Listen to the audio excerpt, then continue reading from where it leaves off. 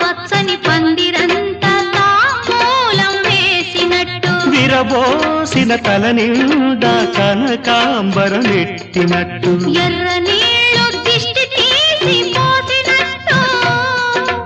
ఎర్ర నీళ్ళు దిష్టి తీసి పోసినట్టు కర్పూరం హారతి ఇచ్చినట్టు ఆకాశం ఎందుకో పచ్చబడ్డది ఆ నడుమ బొట్టేమో ఎర్రబడ్డది సాగే గువ్వల అలజడి రమ్మని పిలిచే పై